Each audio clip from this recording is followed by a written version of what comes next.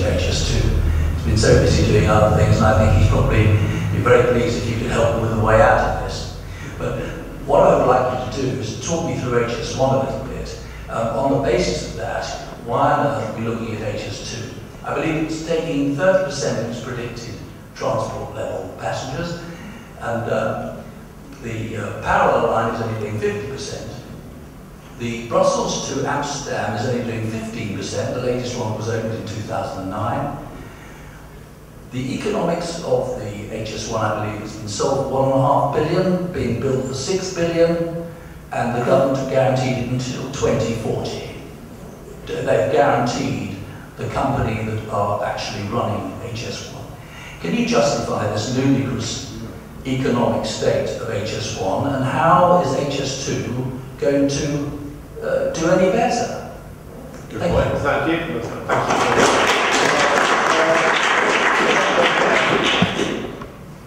Yeah, good evening. John Morris. Just thank the chairman for moderating this debate. So a lot of people on both sides here, and there are a lot of people that are very intellectual.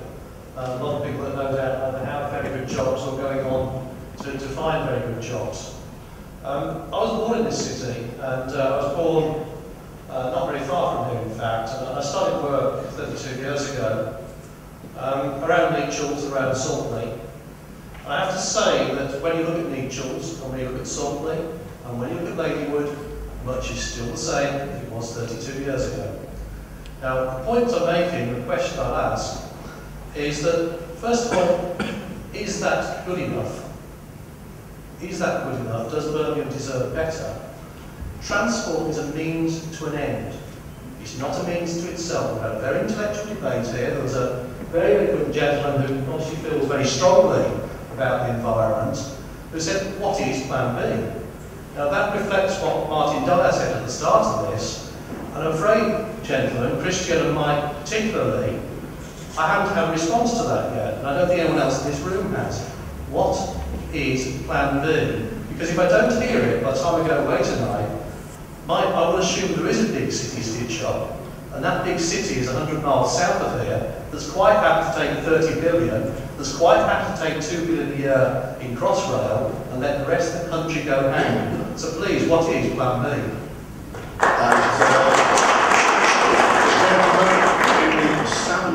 Rather fetching salmon.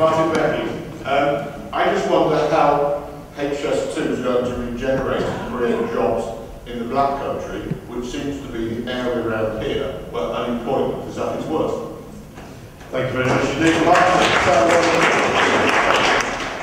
I suppose that John and Martin are arguing from opposite ends of the extreme there. They're talking about what are the real benefits to the local economy. So, answer John Morris, what is Plan B? If I could do that one, I can do Plan B. Oh, I can do Plan B, sorry.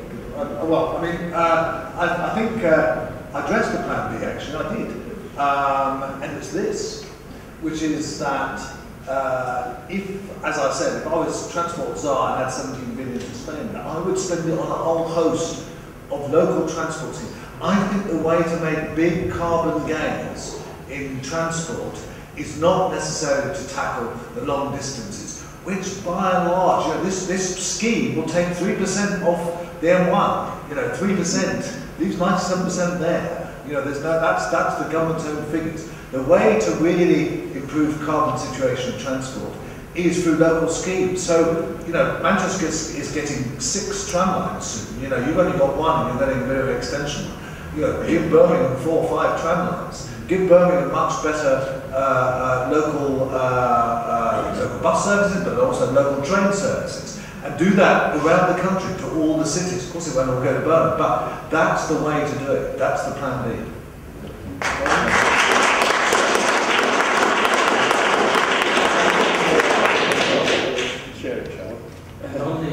Sorry, can Jim come back?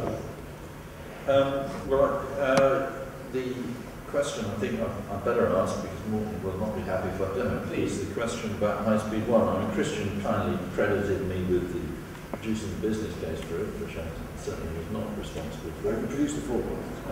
I, along with many people, produced forecasts at one stage or another for High Speed 1, and it's certainly true that the forecasts have not been met, and it's underperformed against the forecast made before the Eurostar service was started. And that's really the clue to this. It was a much tougher thing to forecast. You had to try and work out how many people would travel by train. Now try and cast your mind back. The Channel Tunnel isn't open. You can fly to Paris, you can drive and stick it on a roll-on roll-off ferry, and somebody's saying they're going to run a train from the middle of London to the middle of Paris in about 3 hours. Tell me how many people are going to use it. Well, I'm afraid the ability of all the government's brains and many others was not good enough. But you know, the happy news in a sense is that at least one aspect of what was forecast has been totally wrong, which is that high-speed rail would dominate the market between London and Paris and London and Brussels, and it does. It takes 80% of the demand. Just as a matter of interest, you might think, well, so why is the forecast, why was it, didn't live up to the forecast? And the reason, and which is not generally understood, is because it was forecast as well to also capture a small amount of travel to a lot of other places. And it's never succeeded in doing that. And afterwards we could have an interesting debate about the Schengen Treaty and the inability to buy through tickets and all kinds of things, short-haul airlines. All of which probably, that you probably say that's excuses. But anyway, there are good reasons why that hasn't happened. I think with HS2, I mean, there are lessons from the HS1 experience, but I don't think it's simply a matter of looking at the forecasting methodology and saying, well, it didn't work once, so it won't work again. Here we have totally established travel demands. I remember, Christian, do you remember writing this many years ago? Because you didn't write HS1 and CTRL either. And you said, you know, if we were going to choose to build a high-speed rail line in this country, we wouldn't choose to build it between London and Dover. We'd build it between London, Birmingham and Manchester. That's where the demand is. I've got to get back.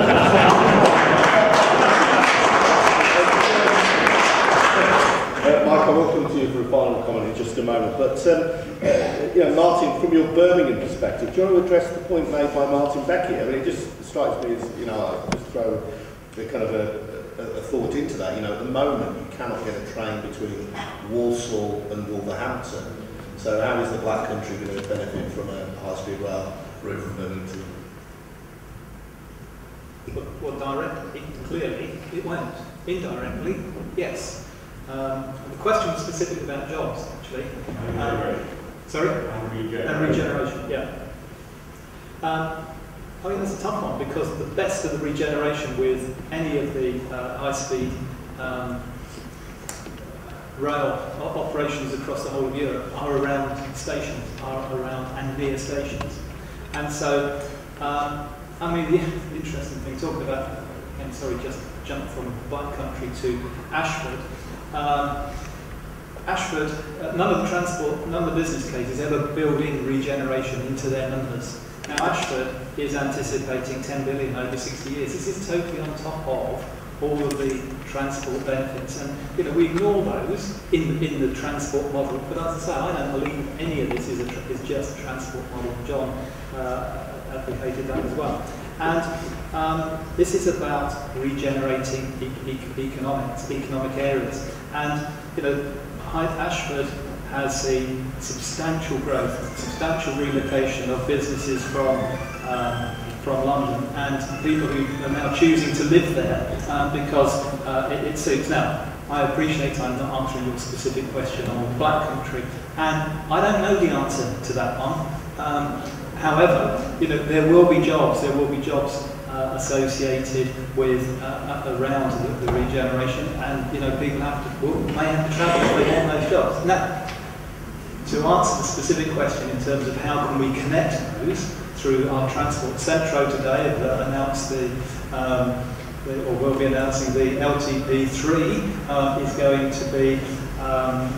going to be adopted. And as I said earlier, you know, as a country, we're spending 90% of all of our transport spend on other transport schemes. So I don't have the direct answer, but I'm confident that on the basis that we're going to spend significant amounts of our 90% of our transport money not on HS2, I'm confident that there will be something in it for the Black Country.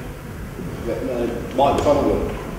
So to focus on the local jobs issue that the evening is about, even the government only claims that there will be very few jobs for Birmingham and the West Midlands.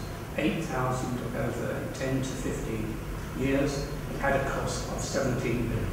You can work out yourself from those figures what the cost per job is. It's astronomical. No other form of job creation programme would be even get on the drawing board with those kind of figures. Those jobs will be around the stations. There are no claims that there will be anything else for any other parts of the region. And people in the Black Country, I see from the press, are starting to realise that. But it's not just that. It's that if you start to think about what those 8,000 jobs will be, a lot of them are going to be jobs moving elsewhere. So that, for example, if there are less people going through New Street, then there will be less demand for Costa Coffee in New Street, and so you will be getting some of that kind of business transferring to the new station. But so that those jobs are liable to be transferred. So when you add all that together, you have to conclude HS2 is not about local and regional regeneration. Those arguments are being used as a fig leaf to present the HS2 proposal in more acceptable terms. And there are many, many ways of encouraging entrepreneurship, of promoting both public and private sector jobs than this. That's where the alternatives are. Okay, Mike, thank you very much indeed for everything. I appreciate this, is just more for my curiosity than anything else. I appreciate many people will have come here with preconceived views and maybe you've had those reinforced or maybe challenged tonight. But just for my curiosity, if you wouldn't mind doing a little hands-up exercise for me, how many people in this room tonight support the idea of HS2 linking Birmingham to London? And how many against? Against is the winner. How many people change their minds as a result of tonight's discussion?